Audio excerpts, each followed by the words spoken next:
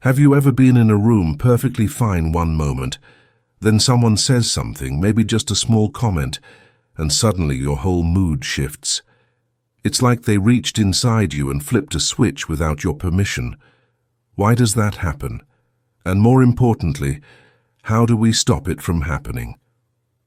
Welcome to Mature Soul, where we dive deep into timeless wisdom and human psychology to help you live with more awareness, strength, and peace. Today, we will talk about the teachings of Carl Jung to explore something powerful: how to act as if nothing bothers you, not because you're pretending, and not because you don't care, but because you've grown beyond the noise. If you're ready to protect your peace, respond with clarity, and stop giving others the power to shake your soul, this video is for you. Let's get started. The first idea: understand that every reaction is a mirror. Have you ever been upset by something someone said or did, only to realize later that it wasn't really about them?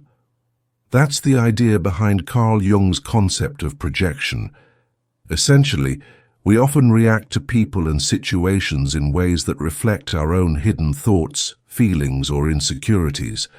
For example, if someone annoys you because they're acting arrogant, it might be because you secretly struggle with feelings of insecurity or self-doubt. Or if you're frustrated with someone needing constant attention, maybe it's a sign that you have your own need for attention that you've never fully acknowledged. The key here is understanding that these reactions are more about you than they are about the other person. When you stop and reflect on what's bothering you, you can start to ask yourself, why is this bothering me so much? What part of me is being triggered? By taking a moment to look at your own feelings and where they're coming from, you can begin to change how you react to things, and that's how you gain emotional power. You'll find that the more you understand your own feelings, the less the world around you can upset your peace. Second, be still. So the world has no grip on you. Carl Jung believed that the most powerful way to live a peaceful life is by connecting with yourself, your core, the stable part of you that doesn't get shaken by the ups and downs of life. Think of it like a tree with deep roots. The winds may blow, the rain may fall, but the tree remains steady because it's grounded. Similarly, when you cultivate stillness within yourself, the chaos around you has less power to upset you. Jung's idea of stillness isn't about being passive or avoiding life's challenges. It's about being so in touch with your true self that you don't let external circumstances, whether it's someone's criticism, a stressful situation, or even unexpected change, knock you off balance.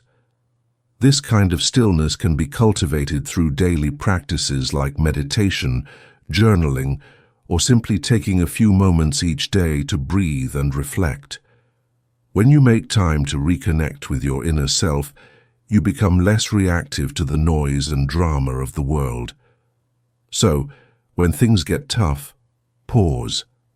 Take a deep breath. Come back to your center. The world might shake around you, but you'll remain rooted and calm, knowing that nothing outside of you can take away your peace unless you allow it. Next, let go of the need for approval. One of the most freeing lessons from Carl Jung is the idea that you don't need anyone's approval to be yourself. We often get caught up in trying to please others, seeking validation, or worrying about what people think of us. But this constant search for approval can leave us feeling drained and disconnected from who we really are. When you let go of the need for approval, you begin to live more authentically. You stop tailoring your actions, words, and even your thoughts to fit what you think others expect from you. Instead, you live based on your own values, beliefs, and desires. You act because it feels right for you, not because you're seeking anyone else's approval. This doesn't mean being selfish or disregarding other people's feelings. It simply means that you are grounded enough in your own self-worth that you don't need external validation to feel good about yourself. Next time you're faced with a choice or decision, ask yourself, am I doing this because I want to, or because I think others will approve of me? By releasing the need for approval, you take back control of your life and emotions, allowing you to live with more freedom and peace. Fourth idea, master the power of inner observation. One of the most helpful tools Carl Jung talked about was the idea of the inner observer, the part of you that can step back and watch your thoughts and feelings without getting caught up in them. When we get upset or triggered, it's easy to react without thinking, letting our emotions take over. But when you practice inner observation, you learn to pause and take a step back. Instead of being swept away by anger, frustration, or fear, you begin to notice those feelings without judgment. For example, let's say someone cuts you off in traffic and you immediately feel your blood pressure rise. Rather than reacting with anger or frustration, try becoming the observer. You could silently say to yourself, I'm feeling really angry right now. Why is that? Is it really about this person? Or am I just in a rush or feeling stressed? The more you practice this, the more control you'll gain over your emotions. You won't be controlled by them, and you'll be able to respond more calmly and thoughtfully to situations instead of reacting from a place of stress or anger. It's all about taking a moment to observe what's going on inside you, because when you understand yourself, you regain your power. Finally, embrace the shadow, not the drama. Carl Jung's idea of the shadow is simple but powerful. It refers to the parts of ourselves that we don't like to face or that we try to hide. These parts can be things like anger, jealousy, or even qualities like confidence that we were taught to suppress. The problem is, when we ignore these parts of ourselves, they don't just disappear.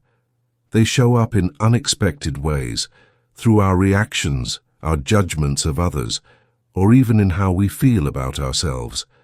For example, if you get upset when someone else is too confident or seems too full of themselves, it might be a sign that you have your own insecurities around self-worth that you haven't dealt with. Jung believed that in order to grow and truly be at peace, we need to accept and understand our shadow. This doesn't mean embracing negative behavior, but instead recognizing it, learning from it, and using it to heal. The more you face the parts of you that make you uncomfortable, the less power they have over your reactions. By understanding your shadow, you can free yourself from unnecessary drama and emotional chaos and start to live with more inner peace. I hope today's video helped you understand how to live with more peace and strength, no matter what's happening around you. Remember, the key isn't about ignoring life's challenges. It's about how you respond to them. When you stop reacting and start reflecting, you reclaim your inner power. If you found this helpful, don't forget to like, subscribe, and share with someone who might need to hear this today. Thanks for joining us here at Mature Soul, and I'll see you in the next video.